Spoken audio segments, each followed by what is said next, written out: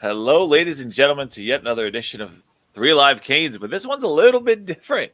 This one feels kind of like old times. If you've been following us and watching this version of the show, our time over on the Flows channel, we appreciate you guys. If you decided to join hands and come along this way back to where it all began over to CanesInSight, welcome back. Thank you guys for joining us over here in the new endeavor.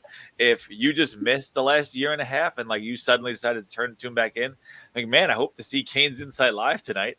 Can't wait to see Chris and Stevo and then some other dude talking about Miami football. And there we are.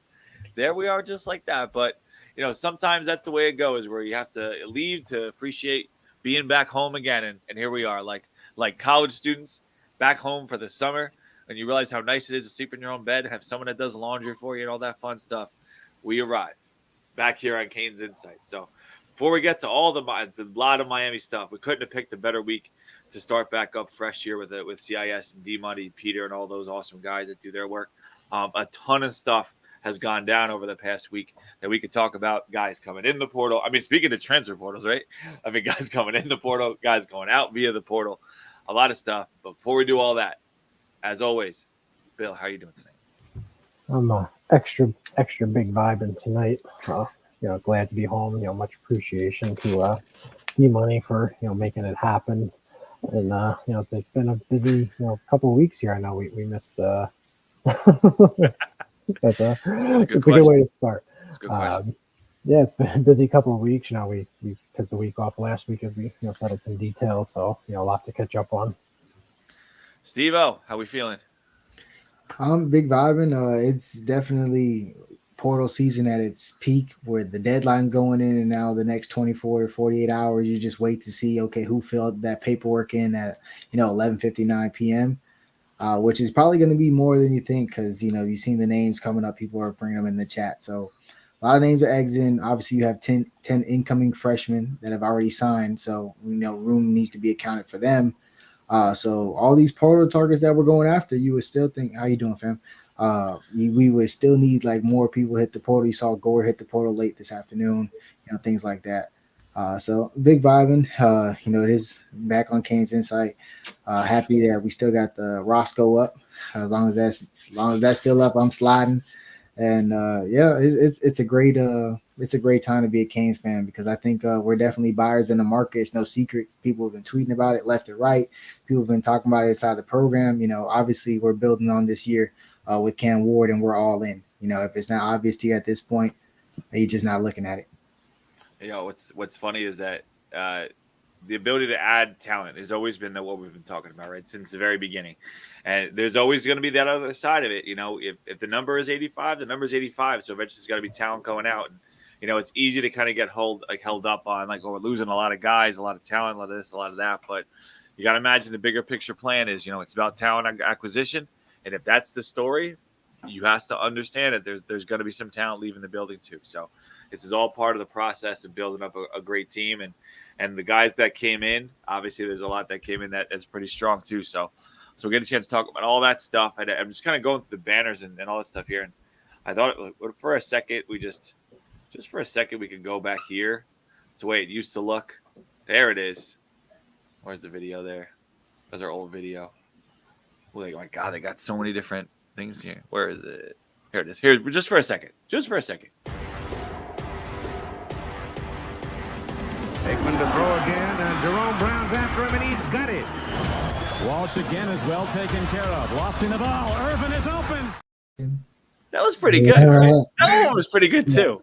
You about to get me hyped. Yeah, that was a good one. That one was pretty good. But while we're here, it was also this. This is floating around there too. Kane's breakdown. The origins of Stevo. Me and Max. Look at that, Max. Good stuff. But, if you came here to watch the show, if you guys know what we do, then you probably came here to watch this intro. This is Three Live Canes. Thanks for joining us here on a Wednesday night. This is for the national championship for Nebraska.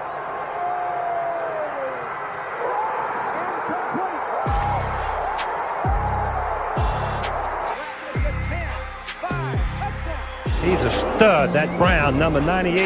Irvin's got it. Irvin's free. Slips to the outside, tries to stiff arm, but he couldn't get by Ray Lewis. big time players step up in big games. Hurt, dog. Don't ask me if I'm all right. Hell no. Devin Hester up to the races. That's what they needed. That's Ricks going up for Thorpe, and it's intercepted near midfield. Sean Taylor's got another one. Who else? Sean, who else but us here on a Wednesday night? Talk to you guys about Miami Hurricanes football. And you know what's funny? As time goes on, talent acquisition, all that stuff, you can't really talk about Miami football without this thing right here, right on my left, as I'm pointing over there to it.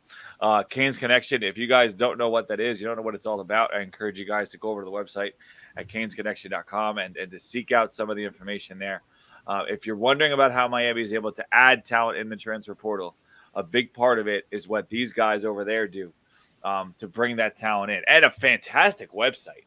Like, look at this opening page. You get into that. Like, hyped, you're in the smoke running out. That's some website design. If anything, if you donate and they could give these guys that made this website more money, that would be great. But obviously, a big portion of that goes to the Miami players, indeed. So, like, that's really the top benefit of doing that. But Stevo, you want to talk a little bit about Canes Connection and what they do? I mean, it's vital when you come. Obviously, the hot thing now is the transfer portal. So obviously, some of these guys are, very interested in their NIL, and they're coming in because we have good offers for NIL. That's one thing. But you also have the NIL deals with the players already currently existing on the team. Your Stars, your Restrepos, your Cam Wards, your Kiko Alonsos, the Francises, Samsons. You have some of these guys that, you could tell are highly invested in, and they're paying dividends, the Ruben Baines of the world, so the Daryl Porter Juniors of the world. So how you take care of those players and, keep them not just happy, but, well off and continuing us to get more of those type of players. Yeah, Canes Connection. Yeah, it's undoubtedly, with the way college football is now, like this type of program that we have that's connected to University of Miami it's as important of a cog in the tool of recruiting as anything. It's up there with your head coach being an active and an aggressive recruiter. It's up there with having an offensive philosophy that kids want to play for, having this type of organization running the show and not a disaster like a lot of these other things are all around the country. Having an organization like this is incredibly, incredibly important. So you guys thinking about throwing a little bit of money in there? Where that money's going. Like that money is going to go. If you put it to the Canes Connection, it's as connected as you're going to get. What's the D tackle from Michigan State, Barrow? Like, you could be his primary recruiter right now if you hit that green button. We'll slap your name right on 24/7. You could be his primary recruiter right now. Just hit that green button. And it's one of the best NIL programs in the country. Kind of like Chris was alluding to. You don't hear about Miami missing payments, or you see Louisville, a whole bunch of guys transferring out after just transferring in, or Florida, offering money they can't afford. But well-run organization, and it's a great chance to have a true stake in the program. So Canes Connection is where it's at. It's the present and the future for Miami athletics. It like you said, present, future, the entire process of football right now. And there was some other talk, and I saw some things pop around about it. Promo code CIS, though. Boom. There it is. Promo code CIS for 20% off the first month and a private Zoom chat. Not with me. With D. Not with Bill. Even I'd be nice to talk to Stevo. Some of you guys see him in Walmart. You have a nice little conversation, but not even Stevo. You talk to D Money himself.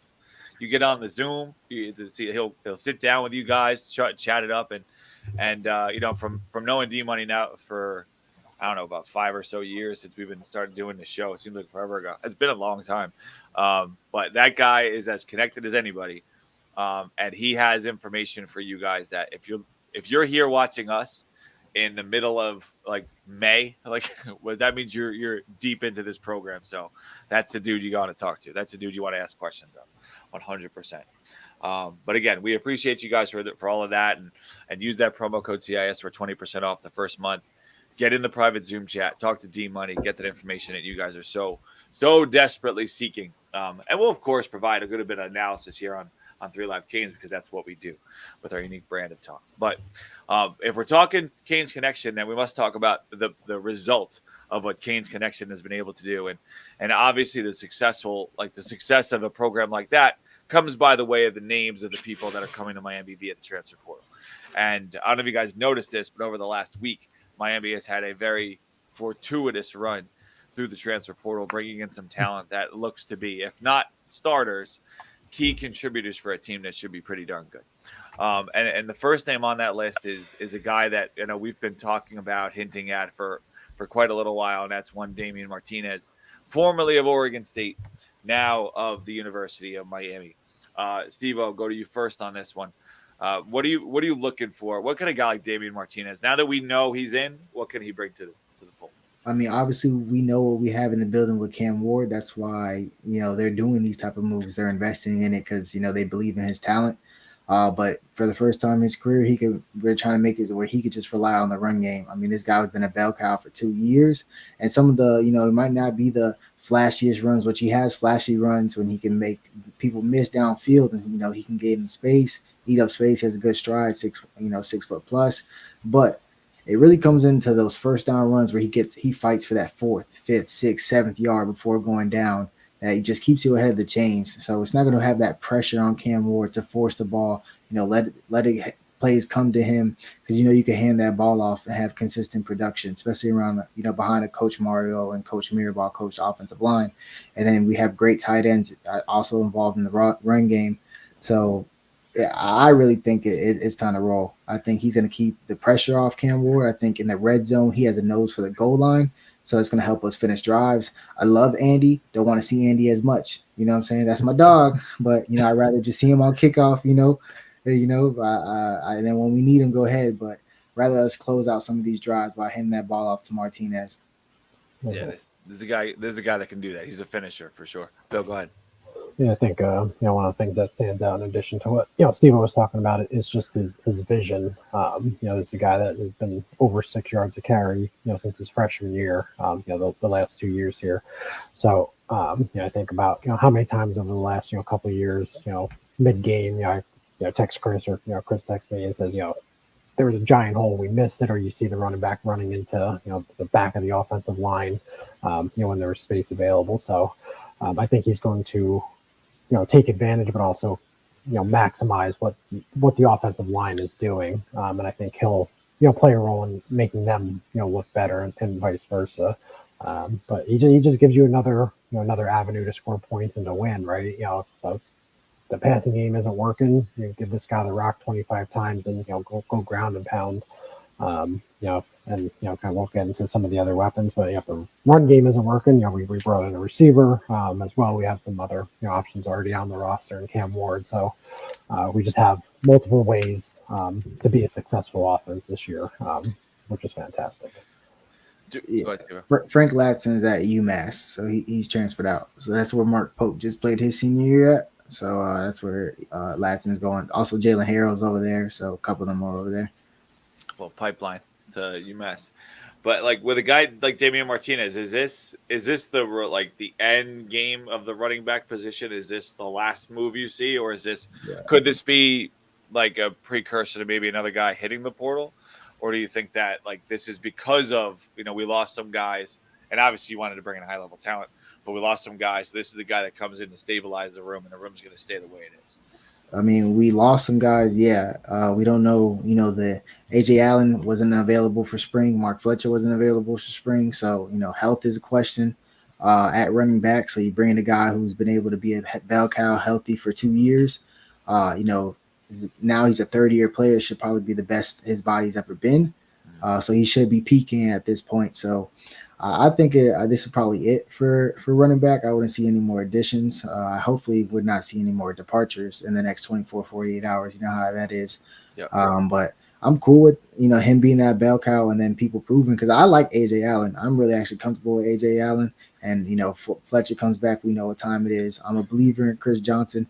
And I do think Lee Humphrey's going to be a good player when he develops. He's going to have to wait a little bit because some talented players there. But Jordan Lyle could honestly make an instant impact, in my opinion. I've seen him run the ball at a level that is up there. When I'm watching Sony Michel and that crazy 8th grade year, just doesn't go down, crazy contact balance, Jordan Lyle is. I mean, he sent our little brother home at Ely twice in the playoffs, and it was crazy. I was there when he ran for 5 touchdowns versus Monarch. It was. I'm a believer. Yeah, this is what the portal allows you to do, right? Mark Fletcher's, there's some concern there with injury. Maybe you have some guys that you like, as potential options, but the portal gives you a chance to go get a guy that you love, right? Probably, the best or, top 2 running back in the portal, even including, the first round, maybe right behind, Jenkins who went to Ohio State. So, I don't know. I mean, I think we're done. You got your bell cow, and you got some options behind it as well as some young guys coming in too, or one young guy because Weebly Humbry's already here, but you got Lyle coming in the summer, so you got options. Plus, you got your dude back there, so I think we're set for sure. And solidified in a position like that after you solidified the quarterback position, had that backfield set ready to roll and compete for ACC championships pretty good. Then when you can add on top of that and head over to the wide receiver position and do some damage there, see what you can do to add talent. That's not a bad place to end up next. And Sam Brown could be that guy that could do that thing with, one of the highest rated receivers in the transfer portal, which is really cool to see that Miami's able to bring in a guy like that. A guy played at Houston. Up and down quarterback play that he's seen. Sometimes really good, sometimes less so. But a guy that, certainly looking for an opportunity. The other Houston receiver, Matt Golden, headed over to Texas. So, those receivers trying to find some stability out there later in their careers. And it seems like he would have gotten that with a young Cam Ward at Miami. And Bill, go to you first. What do you think? What do you think of Sam Brown's heading to over to Miami? Yeah, I think it just gives you another proven option, right? You already have X and Jacoby George on the roster. They both put up numbers. This guy has as well, but he just gives you the kind of another veteran presence, another option. And this is the Cam Ward effect. I don't believe Sam Brown would be here if Cam Ward wasn't, right? So I kind of think about kind of throwing different waves at the defense, right? You can go Sam Brown X George, and then you got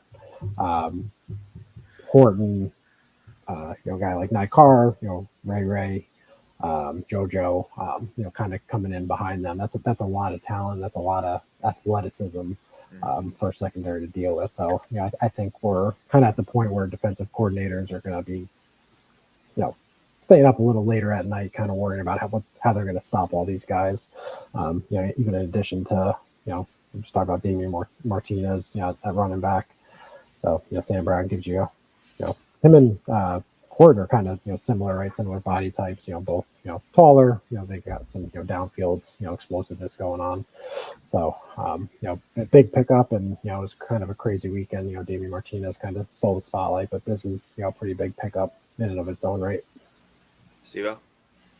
Yeah, explosive, verified 4.4. Definitely transferred because quarterback play was cheeks. Let's just be real. He was missed a bunch, especially deep. I did his film review. If you want to check that out on the channel, 365 Canes Football, definitely do that. But he got sold. Like he could have had better production. He only had 3 touchdowns last year. Easily could have had like 6 or 7 if they just threw a ball out in front of him. It was pretty bad. So I do think while a proven option, he's going to be consistent underneath. He's going to create separation. He can go vertical over the top. He has good contested catches. But I'm not penciling in anybody as a starter. I am a believer of Horton. I've been in the Horton fan club for a while now. People know that. I think he's a good player, and I think now year 3, you're supposed to see what a Mario developed player looks like, and I'm very excited for number 2. There's some people in the chat trying to go down a list of receivers, and I know Stevo, you like to do it more like here's your 3 receiver positions, and then like you have 2 deeps at those spots. So like some people are saying like top 4, top 5, top 6, and all. But would you be more comfortable saying like, all right, this if I had to guess? I know you said you're not throwing out starting jobs and handing things out right away because you like you said about Horton. But let's just say Brown and Horton, that's a 1, 2, and 1 spot, whatever way you want to sell it. But then finish out the 6 because we know X and Jacoby are the 2 other guys that are starting. But who would the 5, 6 be, or the 2 guys that are backups over there in the 2D? Well, this is what could happen, right? So it's easy to assume, all right, this is what's going on. we're going to have Horton battle Sam Brown on this to be the X, and while you have, Y and Z figured out from last year, right? What if Horton raises his game and beats Sam and they put Sam over there? Now he has to battle Jacoby at Z. A lot of things can happen. So it can go around like that. But if you were to say, I'm going to just put Horton in there now because Sam Brown hasn't caught a pass for yet. So, I'm going to put Horton in now. So it'll be Horton, X, Jacoby. So it would immediately be Sam Brown after that, obviously with the opportunity to win the job through fall camp. But since he hasn't done anything yet, we can't get that. I want to say Ray. I think he's going to solidify the backup slot position, in my opinion. Is there going to be much snaps to be had? Because X not really going to come off the field. I'll tell you right now, his training session yesterday at Central was crazy. He's not coming off the field. He's leaner. He looks faster. He's not coming out. We're going to be deploying more tight ends in the slot. That's my only issue. I think when Ray's in, I just hope they make a concerted effort to get him the ball. Yeah. And then it's a toss-up because as of right now, people are saying Shamar Kirk could hit the portal. I like Shamar Kirk. I think he's actually like a really good backup to Jacoby George because they have similar skill set. He's explosive with the ball in their hands. You saw that a little bit from him in the spring game, making guys miss. Yeah. So I'm a fan of Shamar Kirk. He will be battling JoJo for that spot. But I'll probably go with JoJo to win that. I'm a fan of Kirk. But that's another topic. JoJo's number. I hope Martinez pay him.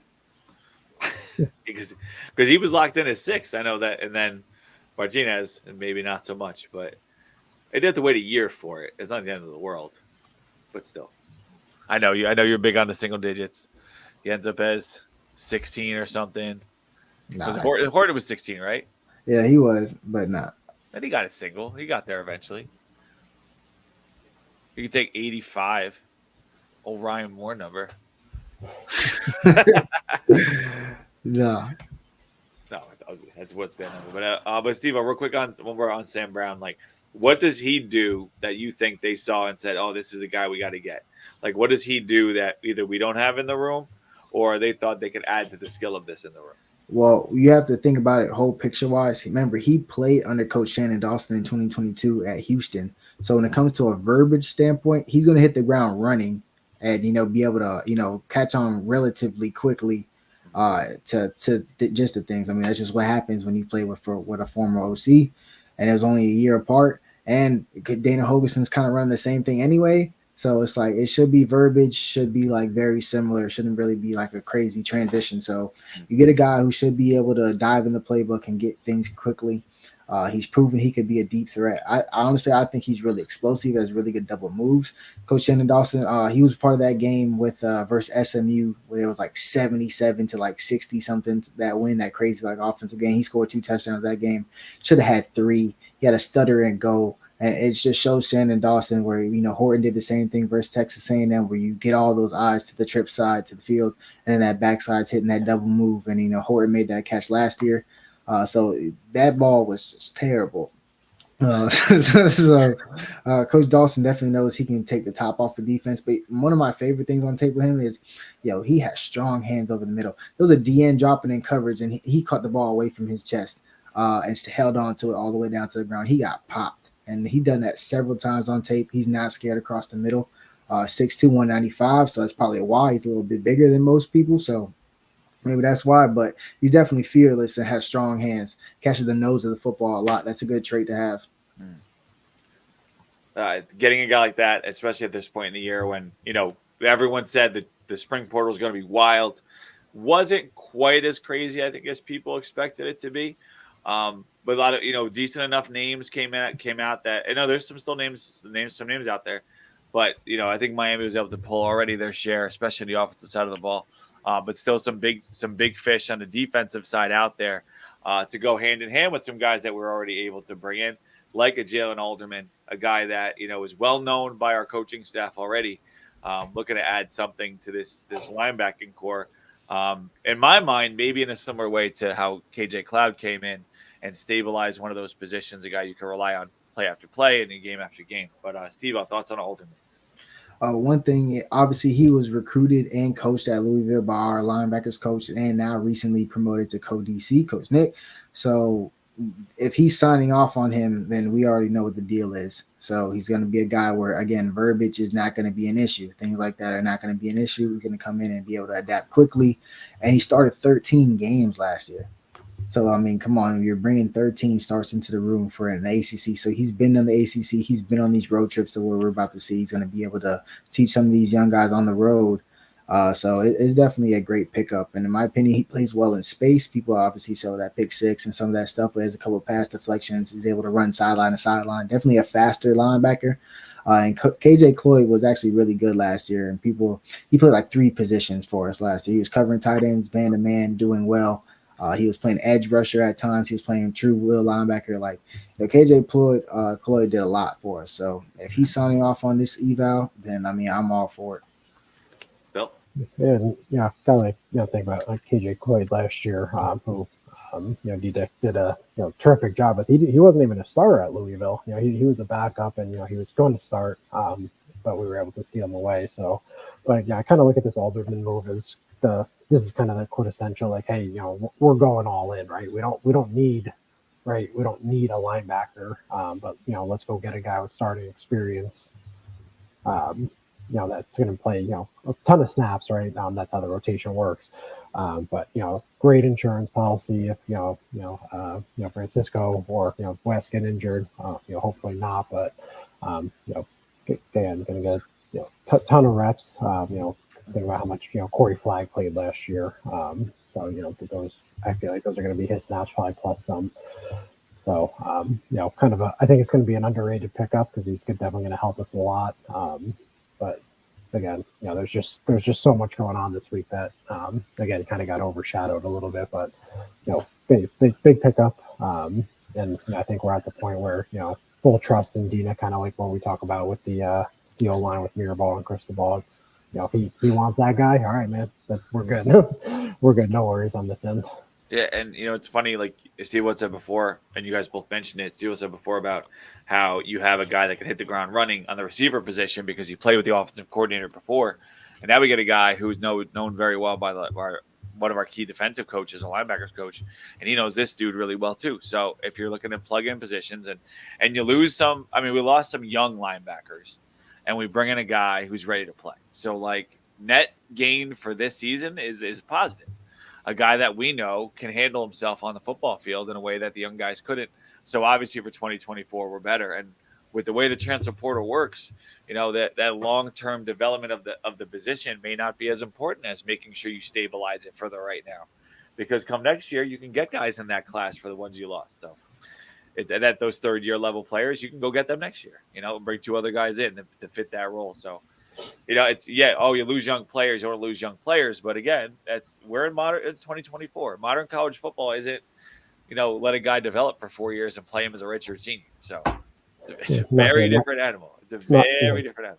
Not only can you get recruited over, you can get portaled over now as well.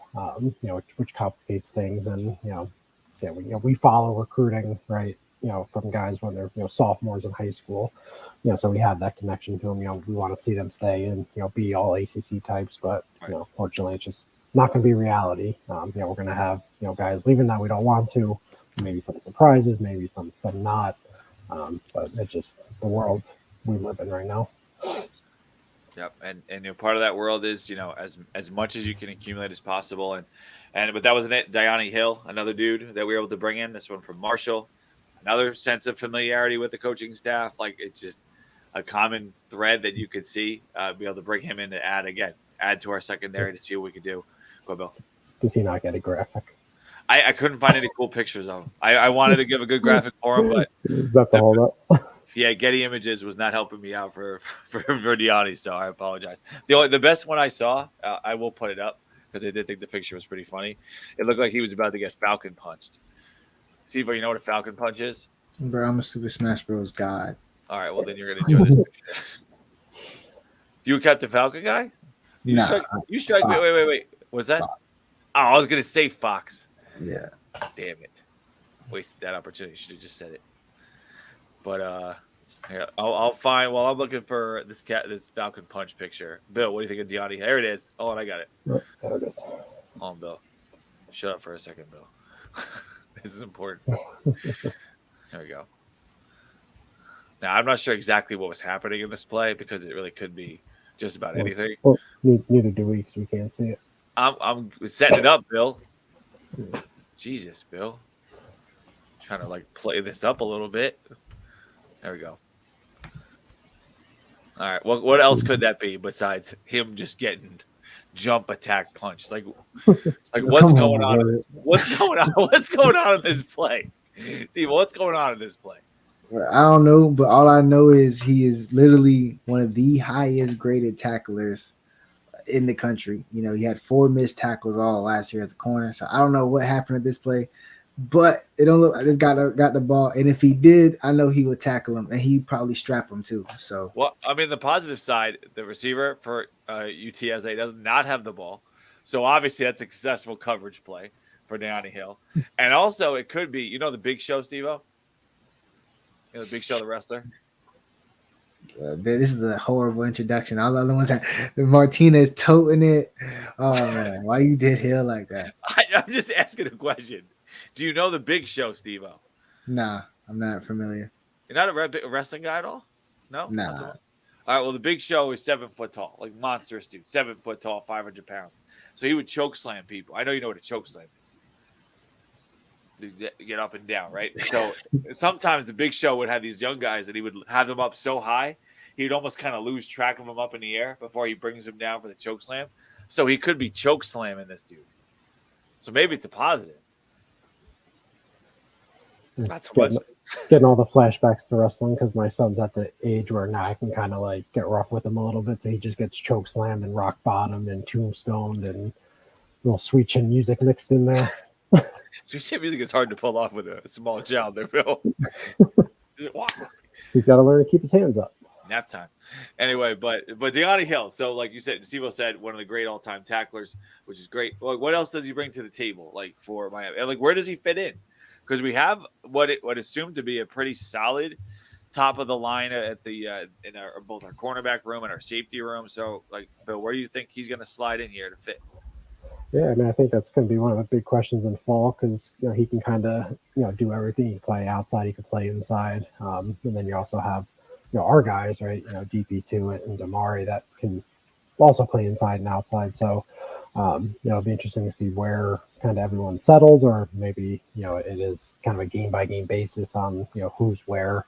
But he also kind of gives you some flexibility to move Mish Powell to more of a full-time safety role, given we just lost Savion Riley as well. So I think the secondary is work in progress. So they'll have some time right before that August 31st game to figure it out. But familiarity obviously with Guidry and quarterback coach Travis Jackson as well, that allow him to come in and not be behind essentially. So we needed corners, we needed corner depth, and this was kind of the perfect fix. I didn't think we were going to go get a kind of a elite type guy. So it fits in pretty well in terms of kind of I think what we were expecting. So again, big pickup and then more depth. And that familiarity allows him to play quick. And I think about what Guidry does. He maximizes the talent, right? You saw that Marshall defense, the year before he came with us. So I expect him to contribute and be a big part of the defense, regardless if he's inside or outside. Stevo? Yeah, I'm actually hype about this one. I think he's really good. Again, with Bill touched on it, cornerback coach, language there. DC coach Guidry, language is there. Another guy who's going to make a smooth transition, has 2 years of eligibility. 6 foot, so he's not too tall for the slot to be able to keep up with some of the smaller guys. But to be honest, I do believe he's going to play on the outside. He's a good man-to-man corner, and as you know, with Coach Guidry, our corners are in man-to-man like 80 to maybe 90% of the time, which I'm probably exaggerating, but it just feels like that because we play a lot of man. And we do a lot of things. So I think that's probably why you bring him in. You get a proven man-to-man corner. Although at the G5 level, I think he could probably step up, and, challenge somebody for that starting outside role. And then depending on the results of that, maybe you would question inside and then, have Mish just chill back there. I do think there's going to be times where Mish probably has to go to the slot. If you think about, a lot of the thorns in our heel, like for a lot of times you're thinking like North Carolina, who was it, Downs, and the hero every freaking time. So you probably wanted to, probably put your best defender on him. If that type of receiver would come, I could see Mish going in the slot. But otherwise, I would probably want him at free safety, so you don't really have much proven guys, at free safety. So I would probably want that. So if Hill could prove himself in the nickel, that would be great. Or push somebody else to prove themselves in the nickel. We know DP starting outside. That's the only for sure. Right. Do you, with a guy like this, and the fact that we have another veteran in the position, we talked about it with the linebacker spot. Like obviously, it's great to bring in that. Is this something that you expect because of where we are in the portal season with it starting to wrap up? You think the coaching staff was like, we're gonna get these guys that we know. And you think they made that a priority, or it just so happened that there was these 3 guys that we have some familiarity with that we thought we could bring in, or was it just like a magical surprise here, or do you think that like they made a concerted effort to find guys that knew the deal?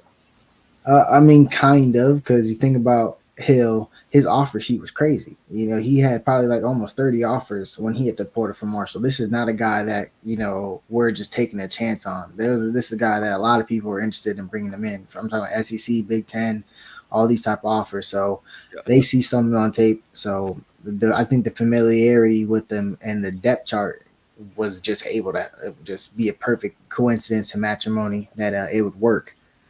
Same thing with Louisville, transfer Alderman.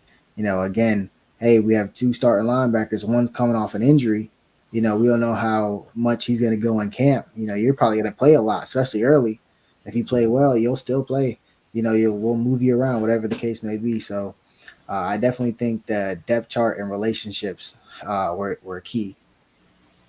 It's funny in an era of college football where it seems like relationships don't matter as much because you build a bond and then a year and a half later you're out to go to a bigger school or they push you out because you're trying to get a bigger guy in or they recruit over you or whatever it is. Funny how relationships kind of came back to be a major positive from Miami staff. So I mean that's why you don't burn any bridges in this game. Finishing second has never been like more important. Like think about Washington getting Jaden Wayne back.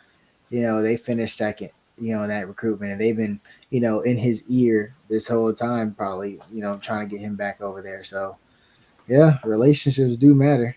Steve, are you saying that they were possibly speaking through back channels to a college football athlete? Well, no, one person tweeted it out like in raw daylight. That's what something like this would go on. Yeah, my goodness. Not in college football. Last place in purity. Hit some questions that popped up here. We will get to the guys that on the way out and what else could pop up. But U-Town is a fitting question here. Welcome back, U-Town. I have a question with Mario now losing his recruits. Are we, FSU, the last 2 years bringing in all these portal guys? What's up with our development of recruits?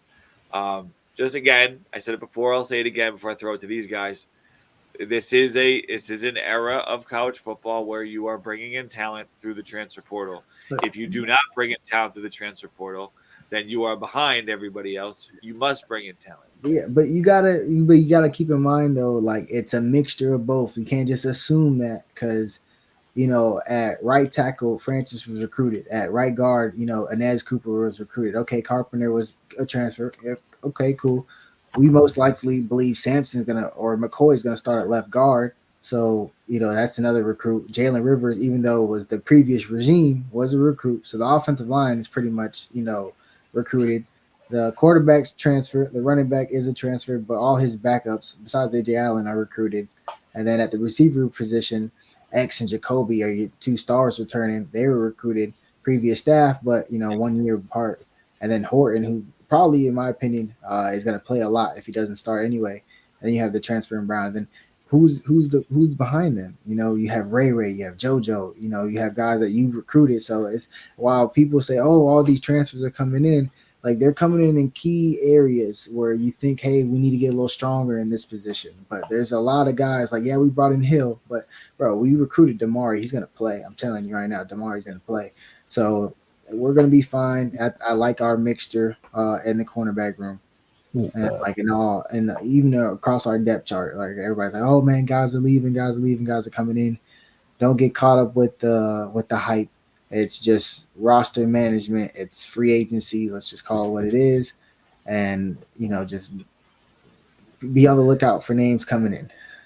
2 points on that. One, Mario's guys, he's only brought in 2 recruiting classes, so his first full recruiting class is only second year guys, and then obviously we have the true freshman class as well. So it's not like he's 6 years in and it's all his recruiting classes. So there's time there. And the second point is, you hit on a quarterback, right? You've got the guy, you got the quarterback. You do everything you possibly can to load up this team with talent, depth, experience to make a legitimate run.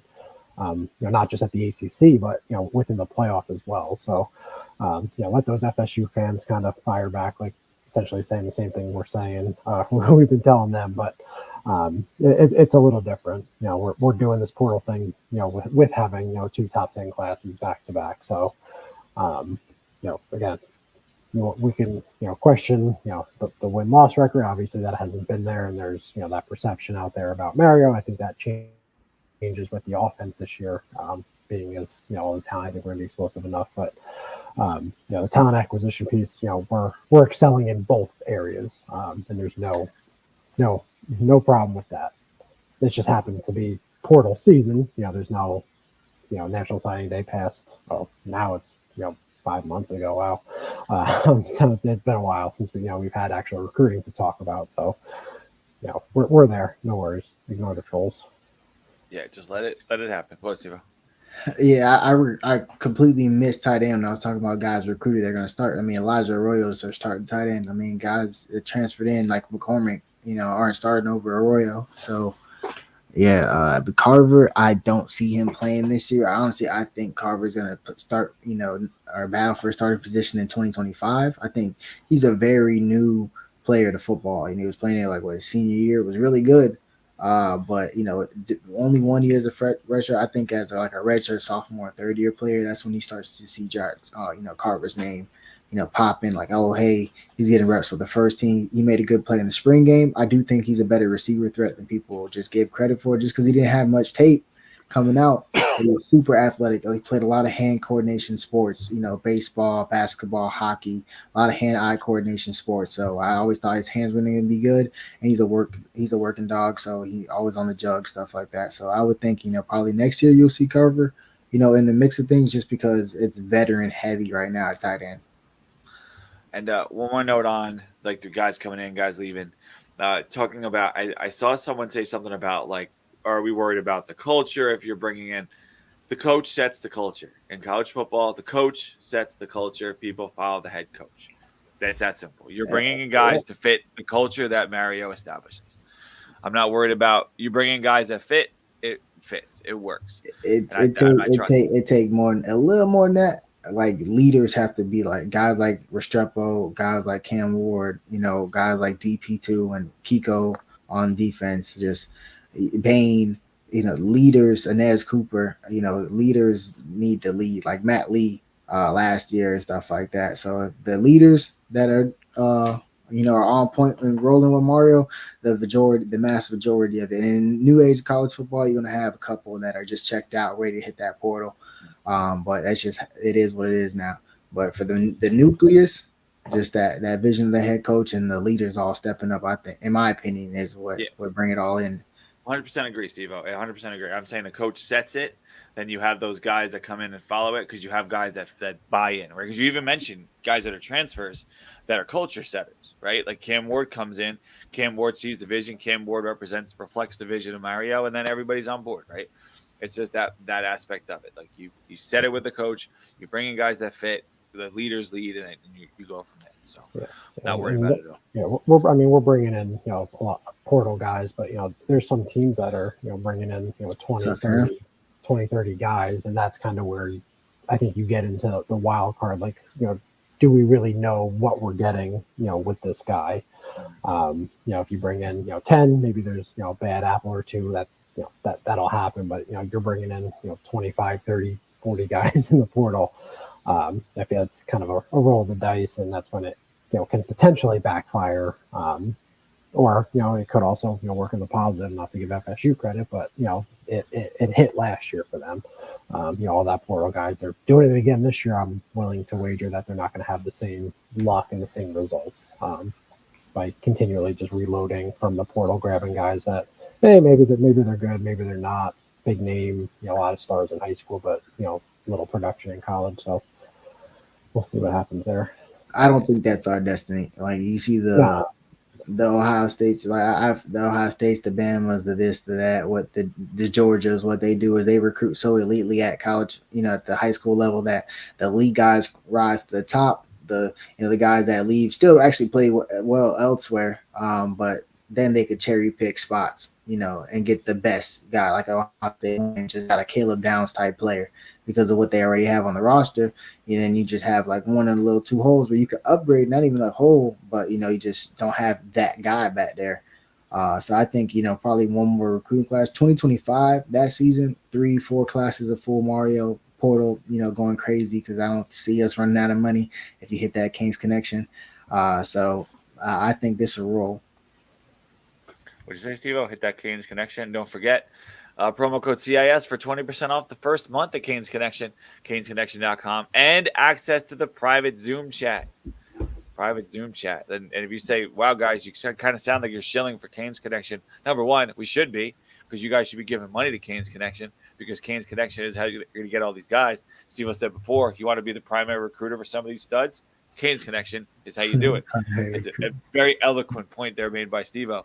Number two, we'll shill for anything. If you want to say like whatever, I don't know, we'll put anything up on the screen. We don't care. We'll do it all. Like I feel like we're very creative and charismatic. That's kind of the job of people like us. We sell whatever we can. Canes Connection, right there, stuff at the bottom.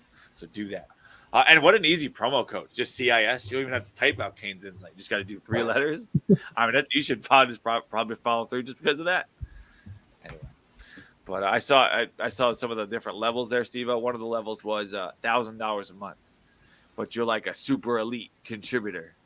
Like you're one of like they like put you on. They like Photoshop you into pictures of the 2001 championship team. I'm not gonna get in that far to it. That's that's their thing. You know what I'm saying? Just hit the link. It's a little surprising. Don't you make like $1 million coaching wide receivers for 7-on-7?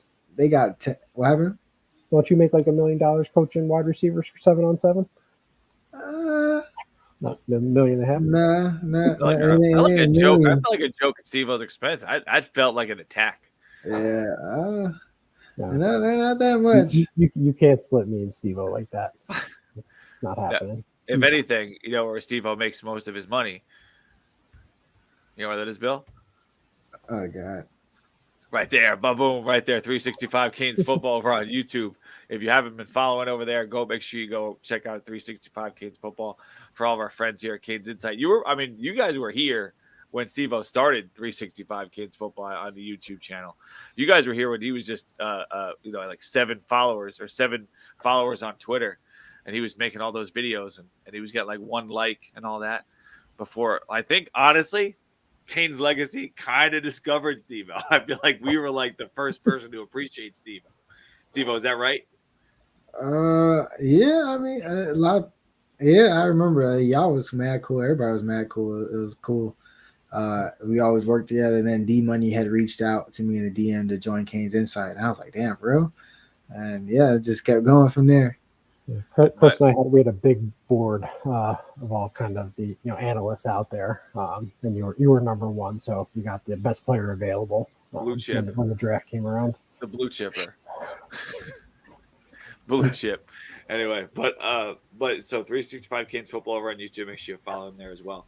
All of the reviews of all the players all the transfers that we got in, like that's where you want to go check out. Watch that Brown one because that was a good one. He has some good tape to go through, and I showed you some of those balls that he got missed on. And just look for yourself, man. Look at that stutter and go versus SMU, bro. I would have been pissed. I would have been pissed, bro. Diving full extension, not even able to tip the ball. Like, damn, bro, you couldn't even let me Spider-Man it. Like, nah, dog. I would have been pissed. Going back to that, And he had good body language, but I could tell in his head, he was like, man, I cannot wait to go play for another quarterback. And he can't Ward. The Cam Ward effect is real. Every play offensive player out there looking for a new spot was able to find a good one. Anyone that came to Miami found Cam Ward. So it's going to work out great. Obviously, there's still some work to be done out there in the portal potentially. Maybe some more defensive players that we could find at different positions and see what we can do. I know there's a few hot names out there of guys that, that are talked about a lot. One name that was mentioned in the chat way long time ago, from Deontay Malone. He said, would you all give Cormani another chance since we need corners? I think that there's pretty much a universal response to that, and it seems to be to the negative. I mean, I will ask for a follow-up. I don't know if you guys want to do a quick but what do you think, guys? Think Cormani maybe gets a phone call or like a text message or a Facebook message or something? What do you think? No. Yeah, I just don't think we need a corner. I'm cool with the top room, with the room being Daryl Porter, Jadias Richards, Damari Brown, Hill, and then Stafford. I think that's 5 strong. Stafford was hurt in the beginning of the spring, came back, had a strong in the camp. So I think that they feel more comfortable where he's at. And I'm a big fan of him, so I think that's probably the young guy who's going to be fighting for snaps. I wouldn't guarantee Hill anything because what if that just raised Stafford's level to the next that's going to be the next evolution. These portal guys, they happen so much. Imagine how much guys come to a place and already out the next spring or after spring and all that because they didn't beat out the guys that were there. So just because the guys coming in, don't pencil them in for playing time. So keep an eye out for players like that. So I would not even really entertain it. If they do, I wouldn't judge them because I just understand at the end of the day it's talent acquisition, and he could literally be out in the portal in like a couple of months, if anything. Right. So like at the end of the day, it's not like before where you were taking a kid and it was like a 4-year thing. You know what I'm saying? Like now I understand what the optics look good. Probably not. Would the fan base be negative? I would actually agree with them at that point. I feel like he disrespected the lemon pepper steppers, like with the picture with the you know what I'm saying, with the loafers. Like after that, like I can't do it. But if Mario signs off on it, then I'm cool. Yeah, I mean, I think a lot of recruits, right? They show immaturity during the process. I think that's somewhat normal, but that kind of continued right into the Colorado career, and Deion essentially put him on blast. For the same issues that we saw. So, I don't, like Steve was saying, from a need and numbers perspective, we don't need it, but I also don't think we need to take a chance on what could potentially be a, distraction, for this season. He's not going to help us this season anyway, because from, all accounts of Colorado, he really didn't participate too much. Yeah, it was a lot. I mean, there was a lot thrown out there. Probably leaked in or mentioned by the Colorado coaching staff. Not saying they don't make smart moves via social media, but I don't even know that dude. He must not have been that good. Kind of messages, maybe not the best. I don't even know that dude. Maybe not the stuff. I ain't gonna lie. He must have been very mid. And like, part of me understands why people are like, man, it's not gonna look good for your draft stock, or man, you guys are a clown. But part of me was laughing so hard. I must say he must have been very mid. very mid. And then a receiver who had like 17 yards on the whole year, 30-something yards on the whole year, posted like a video doing one-on-ones with him, just breaking his name. He's like, yeah, he was mid. And then that turned into like a thing. It was one thing about Colorado. They got them cameras rolling. I would never want that type of culture around but I ain't hating on it. But it is funny to watch from afar, just because we ain't got no damn dog in the fight. It is funny. Very, very mid, as like not just to be called mid. To be called mid is jarring. Very mid, I feel like is like an extra punch to the kidneys. Like you are really, really defined 100% as a whatever guy. Like you're not just attacking someone, you mean it with your soul. Like you are nothing. Yeah, thankfully all of our guys that have been hitting the portal have found good homes. So that's just great. I would hate for our program to have that type of distraction going back and forth. Whether affects Colorado or not, I don't really care. I'm gonna watch. I ain't gonna lie. I'm gonna laugh about it, but I'm just happy that the culture is definitely not like just a different shape under Coach Cristobal, and I think a lot of that stuff wouldn't fly over here, and I think that's the type of discipline you need. We're building up our roster, getting that third linebacker, getting that third receiver, getting that that fourth receiver, whatever the case may be, getting that extra lineman, getting that because you're playing for 12 games was used to be, what you had set in stone. Now Right. we're talking ACC championship 13. All right, now we're talking, first round playoff or at least a big bowl game. You know what I'm saying? So then you're talking about if you win that playoff game, another playoff game, and then the championship. Like, it could be like that. You got to load up. It's rough, and Stevo, you transitioned it very nicely over to our guys as they are leaving. We did have, just as we had some guys coming in, we also had some guys headed out. I'll try to rattle off all these names. I think I'll get all of them 24/7. Have a big help on it, just keeping track. But Chris Washington, Marcellus Pulliam, Savion Riley, who came in, now he's back out. Jonathan Dennis. Once they started looking at all these other safeties, I was like, yeah, I know what time that is. Yeah. Demetrius Freeney is out. Jaden Wayne already at Washington. Jared Harrison Hunt out over at SMU. With a lot of us. SMU. I was just over at the spring game. Jakai, Brashard, Jalen, Keyshawn, they're all doing well. And I think Harvey was there. I think he'll do well at SMU. It was a good pick for Harrison. He went to SMU over Florida State. They had that bag. We'll take it.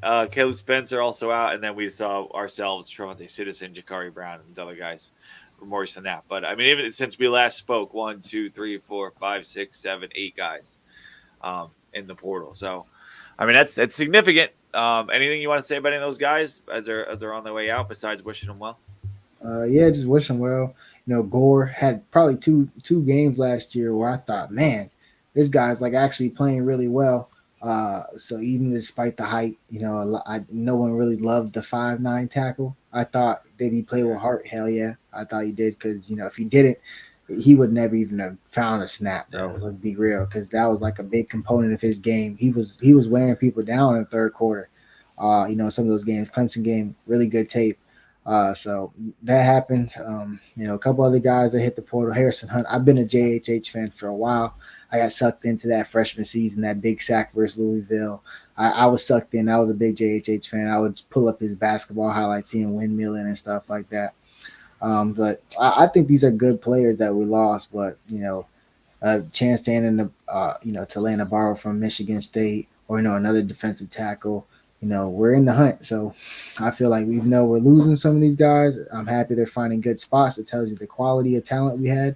They're not dropping down, this crazy low levels like, the guy that they're clowning at Colorado playing FCS. Like, they're going to other Power 4 schools. Yeah. Losing, a few D tackles is probably, not good, even just from a depth perspective. That was kind of I think it's still kind of the one question mark about this roster as a whole. Although that, could be, rectified, maybe in the next, 24 to 48 hours, going after, Barrow from Michigan State. But I think Savion Riley was probably the most surprising to me, although it didn't sound like it was as surprising maybe to the coaching staff. Maybe just because he came in and, we lost, Kitchens and James Williams. And I think we'll probably talk about the draft next, but, just to see him kind of come in, take a few reps in spring and then bounce. But again, that's the world we live in with, with college football and the portal. Yeah, free agency, twice a year essentially. So, but hopefully that means good news for a guy like Zaquan Patterson, 5-star safety coming in. Him and Justin Scott, I think should at least be able to give you 10, 20 snaps a game. Worst case is like a depth, but best case making an impact, kind of similar to what Bain did last year. Yeah, and you got third-year players like Ahmad Moten was not a Manny Diaz recruit. That was another Mario guy. He's a third. He was a good player here in Broward County in high school. Played a lot of the top competition and always showed up. He got in the program. He's reshaped his body, and he's one of our only D tackles, if our only D tackle, 315 plus. So he need to play, and he need to play well. Josh Horton, he looked like a monster in high school. Our strength and conditioning staff, we believe in them hard. Like, he got to play. Some of these guys, like, D tackle definitely a question mark. I do think we fill in, the gap with some type of D tackle. Can't tell you the level of them. We don't know which name is going to be. We're definitely going to get one. But some of these guys that we recruited, step up. Like, I'm a big fan of Moten. I think he makes plays. He stripped that ball. He had the only turnover in the spring game, stripping the ball from Citizen. When he played last year, had the interception, batting balls down, picking them up. He's a playmaker at defensive tackle. It's it's the 954 in him, man. He's a playmaker at D tackle. And he has a lot of effort, and he's the only one really over 300 pounds like that. Like, we need him to play unless we get in a guy that's like 3 something plus. But like, as of right now, he's the only one 300. Because other than that, we'll go small with Bain at D tackle, small with Mesidor at D tackle. Like, nah, you need that 300, 320, or playing Clemson, North Carolina, and all these teams are going to literally just try to run it down their throat. On that note, though, I mean, you said bringing in guys that guys that could fit that gap in defensive tackle.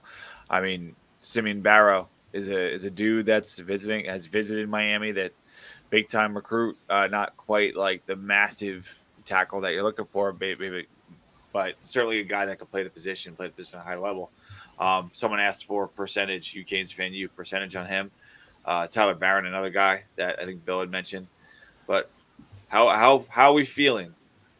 How are we feeling about these guys potentially suiting up for the Hurricanes? They're talking about he might visit Florida State. He might not. I feel like he's not. Why would you do that? You can't even use them you can't even use them as leverage anymore. Like, we know how that play out.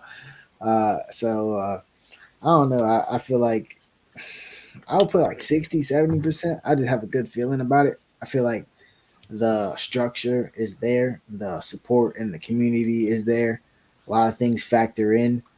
Fit again, depth chart again, that type of stuff factors in. So I would put mine at 60%, just being optimistic. Okay. That's not bad, Bill. Yeah, I'm probably a little lower, probably right around probably coin flip at this point. Usually you would hope for kind of a quick commitment, right, coming off a visit. That didn't happen. So we'll see when other visits happen. But those D tackles in the portal, they are heavily prioritized across the country. So everyone's going to get their make their pitch, give their shot, give their best offer.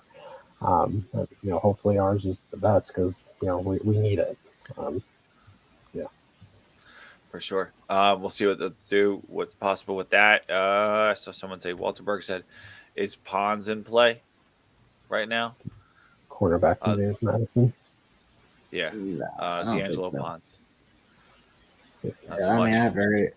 I was reading the chat, people talking about CJ Clark. We have options at D tackle, for sure.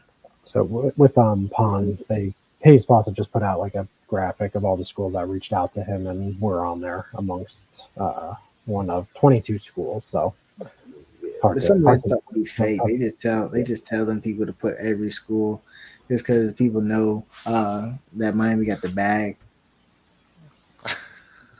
Really, you're trying to drive the price of the brick up. I'm telling you. But I mean, if so, good for him. Might as well, right? That's why you see it all the time. Top 4, he picked them over Miami. You ain't even heard this kid's name, and you're watching this show. You're watching probably a lot of Canes content. You're on CanesInSight.com. You ain't never heard of that kid. Very, very fair. And then John C. also asked this question: what's up with Zion? There's something telling me Redding's not on the roster, Zion's not on the roster. I don't know. He practiced a little bit during spring, but I have no idea what's going on with Zion. I think that could, I don't want to say medical retirement. I don't want to say anything like that, but I don't know. It's just been like 2 years now where it's just been floating in the air. Like, you would have seen Zion come out there in a spring game and competed, played snaps. Maybe you would say, hey, like, it's for real this time. As of right now, I don't know. And then how we're pinching against for scholarships, I don't want to call anybody a casualty, but I don't know, man. That's a tricky one. That's the elephant in the room. Everybody has to just address it. Yeah, I think there's a couple guys on the roster that are potential, grad transfer candidates as well. So maybe that's it. But we'll see. It's definitely not looking optimistic for a guy that there was once super high hopes for. The longer that went, and I know we talked about it early on. I forget someone was fairly consistent with his concern about the fact that we weren't hearing anything. I forget who it was. Someone that must have great foresight and be very handsome. But whatever it was, it's just sometimes that stuff plays out like it does, and you always got to watch out because you never really know. But we'll see. Who knows? Hopefully, it's not the last we see of Zion playing some ball out there. But like you said, speaking of guys, it's not the last time you see them playing ball. It's the other big news was a lot of our Miami Hurricanes moving on to the pro ranks via the NFL draft. Only a handful of Canes were actually selected in the draft. Cam obviously being the premier guy. He went in the third round, I think pick 99 overall to the Los Angeles Rams, and what is a very good position for him. 3 other Canes were drafted in the 7th round. 26. That's nice. What's that? And he's rocking 26. Oh, is he really? Yeah, he's going ST. Yeah, so that's nice. Nice, very nice. Jaden Davis was picked early in the 7th round by the Cardinals. Matt Lee was picked up by the Cincinnati Bengals, also in the 7th round. And the last Cane chosen, I think it was about 15 or so picks before the end of the draft itself. James Williams by the Tennessee Titans. So 4 Canes drafted. Were you? I mean, any specific thing like, oh, that's a really good fit for this guy or anything like that, or are you just happy to see it? Like Jaden Davis, not an upset that he was picked, but picked over other guys, and maybe obviously exciting guy that could fit as a nickel, in the NFL. So thoughts on that? Yeah, congratulations to everyone who got drafted. I was surprised. I'm sorry, I just have to start off with it. How the hell did Cohen not get drafted? I mean, people talking mental health issues, this, that. I'm like, bro, oh my, that's the biggest thing for me. I thought Cam's, the combine didn't really improve his stock there, to be honest. But he rebounded the pro day. He was he's probably a day 2 pick already. Then he still was a day 2 pick, top 100 pick. So I think, while he slid a little bit, that was a good position. But going sliding out the draft, that was crazy. Matt Lee going, all the way down there, that's crazy. But I was happy for, Davis to get drafted. I think that's a good fit for them. They're looking for nickels, very man coverage, not scared to tackle. Jaden Davis had a very underrated season for the Hurricanes. My boy, Twitty's little cousin. He's been balling. He's been playing like that. He was starting at St. Thomas since like a freshman. He was part of that rotation with Al Blades, Asante Samuel Jr. He made people move inside and then to safety because of how good he was. So I always had the talent, super happy. I like some of the fits from our undrafted free agents. Like I like Clay J. Cloyd to the Vikings. I think that's a really good signing for him. They have no linebackers. Yeah. That was a good pickup. But just I'll hit the undrafted free agent signings. So you said Cloyd to the Vikings, Tyler Harrell, Leonard Taylor, and Al Blades, all to the Jets. Branson Dean and Corey Couch, those guys heading up to Buffalo. A guy's up there coaching the corner, so he's coached TC now for 3 years, maybe, pretty much. 2.5 years he's coached TC. So that's going to be some familiarity there. Can't have heard him shout get a job, and Javian Cohen to the Browns. Go ahead, Bill. I've been more positive than normal tonight. I'm about to tear all that down right now. And I'll preface this by saying, I understand that there are other factors at play for their decisions that are made, other than just what's on the field, right? Family issues, personal, financial, potential injury. But I'm going to make the case that every single guy that left with eligibility remaining hurt themselves or made a mistake in the long run. I think if, and this has been an issue with, the Miami Hurricanes for years. We have all these guys that come in 3 years out to go, 5th, 6th, 7th undrafted. And that was yet again the case this time. And getting drafted is a dream that everyone would love to do. And again, congratulations to them. But strictly on the field, right? Um, James Williams put another year of tape, more consistent tape.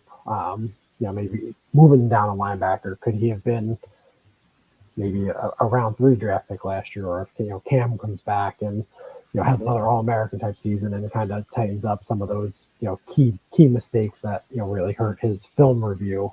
Could he end up being a late first, potentially second round guy? Let me just. Okay, I'm not going to counter all of it because obviously, like it's been an issue. I will say this: I don't think Cam coming back, doing another year, playing another year at a super high level would have affected anything. I think it came down to he ran a really bad 40 time at the combine, and that scared enough people that made them think this dude is very instinctive, maybe doesn't have the athleticism that we're looking for at the position. I think that was it. I think it was that simple. Enough for them with safety. Safety is volatile. Number one, it's specific team fit. So even if you have a guy in the top 5 safety, whatever, it may not matter. Another team may not have him anywhere near the top of their board because it doesn't fit what we do, right? So I don't know if Cam would have been helped. And even on the James Williams, Leonard Taylor side of it, like if James came back and had another year like last year, another year playing like kind of all over the place, not really having a home, it probably would have been the same deal. I think if James Williams were to have a better draft stock, it would have been a conversation that was had with him 2 years ago where they were like, look, dude, it's if you want to have an NFL, get drafted high, and that's not saying NFL career because you can still do that. If you want to be picked high in the draft, we got to make a commitment to linebacker or a commitment to this. And this is what you're going to be. They said he's playing linebacker at Tennessee. He said it himself. Yeah, I mean, like that. We all said it. We all knew it. Everybody. There's a reason there's no 6'5" safeties in the NFL. There's a reason for it. It's like, but a dude like him playing linebacker, that's where all of the position is going in the NFL. It's rangy linebackers, 2 rangy linebackers, not these big thumping dudes. So, like, he was the future. He was the guy that would play the prototype, like, new linebacker position. If he would have made the move and they would have said, no, dude, you got to play linebacker. Like, that's where your future is. Then I think we're talking about a very different spot for James Williams. And Leonard Taylor is just, if he was going to come back and be Leonard Taylor again, like the guy we've known, it was going to be the same deal.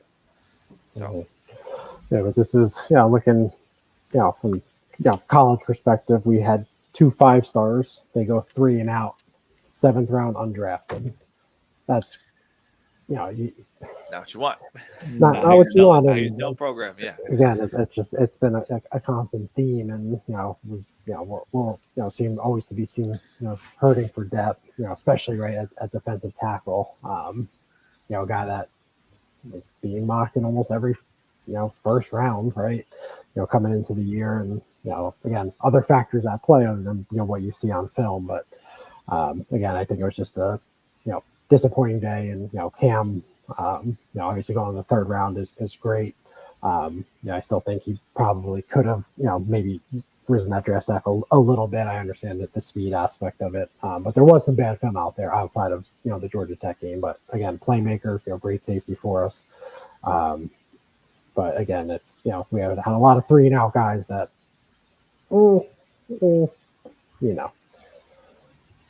I think that begins to change next year. I think if we have guys going 3 and out, that they will be legit NFL guys, and that's going to start with guys Francis, Bain, those types. Yep. Francis is going to shift that narrative pretty quick. And Cam, after this year, I think is going to get that ball rolling in a positive way with the draft. And I think Cam Francis for sure is it. Cooper. Yeah, that's a mammoth inside. I think they're going to change that conversation up. And Restrepo, sneaky Restrepo. Yeah, Ricky Pearsall just went 1st round. Yeah, Ricky Pearsall went first. I think he's good. I ain't gonna slurp him here, Gator, but he good, but he ain't better than X. Yeah, what McConkey? Did McConkey go 2nd? McConkey went 2nd, high, 34 or something. McCaffrey's little brother, who's not even anything, went 3rd round. No offense to the dude, but he's McCaffrey's little brother, went 3rd round. We're very consistent commentary we made so far, but yeah, I think Restrepo, if Pearsall can go 1st round, Restrepo is a top 40 player in the draft. Yeah, I mean, his old boy told me yesterday that he going for 1,500, and I'm like, oh yeah, hell yeah, let's go, X. I do want to say something real quick though, to the point we we're just talking about with the defensive tackles, like blue chippers. I mean, if we go back to our defensive tackle recruiting history, like our best defensive tackle recruits over the past 20 whatever years, it is not Taylor, Marcus Forston. Yeah, it's not Orion Harris. Great. It is not a great. It's way better on the edge. Way better on the edge. These guys are not stars. Who was the other one? Anthony Moten is up We've had there. some good ones, but just not, not the big ones. We've had some people outperform their rankings, though. Like the Nortons and McIntoshes of the world. 100%. Who are just straight up studs. Gerald Willis obviously had an insane year. Should have been Gerald. I never understand that. That's in the most Sykes bin of I don't know what the hell. But anyway, so it was a very interesting week for Miami football, and a week that will continue to grow. And you guys will see that as we get closer to the season, now we're in full lying season, and we're in full roster evaluation season. So I expect it to be us being real positive and Bill being real negative over the course of the next three or so months leading up to fall practices. So that'll do it for us. Thank you guys for tuning in to our first show and our return to Canes Insight. Hopefully you guys enjoyed having us back here. We know we are very happy to be back. And again, another big thank you over to Flo and the guys over there for all the stuff that we were able to do. Of course, don't forget promo code CIS over at Canes Connection. First month off for 20% off that first month, whatever you put in. Obviously, Stevo said he's going to put in for the $1,000 tier. So, I mean, 20% of 1,000 it's probably a big number. I don't know, something like 200. Bill would know. He's a big math guy over there. We're typing it in a calculator as we speak. But, I mean, $200 off. That's free money. Free money, especially it all goes to the program. So it's all good. You want to get those players, well, there you go. And you get access to the private Zoom chat with D-Money, which in itself is a valuable aspect of what you're looking for. But before we get out of here, as always with this show and all shows that we do, final thoughts for the people. Bill. Again, happy to be back with Canes Insight. Check out the message board. It's best individual sports team message board out there. Between all the inside info, you'll laugh, you'll scream. Millions and millions of posts. Just a fantastic time. So check that out. And we're kind of be wrapping up probably talent acquisition season probably in the next week or two. So we'll have plenty more to talk about, and then we're in the summer. And we're in the summer. Stevo, final thoughts for the people. Yeah, another week. We'll probably actually have a clearer picture of the roster, like Bill said, in a week or two. I think in a week, you'll probably have maybe a spot or two left where things are a lot of these guys were on are talking about making decisions like relatively soon. So you would think maybe by the time we get back next Wednesday, there's a lot more clarity with the roster. We would definitely know who else left or who else, whatever happened with their scholarship to free up space for us to continue to pursue those guys. Because, there's names coming up. The Michigan State safety came up, 4 interceptions last year. So everybody's talking about him. The safety from Louisville, who's also, with Byron, or I believe his name is the one from Tennessee that went to Louisville. Yeah, so a lot of guys still left in play. So in a week or two, we'll definitely see who left the team. We'll see. It's going to be interesting coming up pretty soon. And I just want to also point out that all of our old banners are back, which means we got it back, boys. We got it back. So for Stevo and Bill, I've been Chris. Thank you guys for watching the show here on Canes Insight. 3 Live Canes, as always, every Wednesday, right here. Same bat channel, same bat place as you guys know us to be. So for these guys, for D-Money, Pete, and all the boys back at Canes Insight, y'all have a good week. This is for the national championship for Nebraska.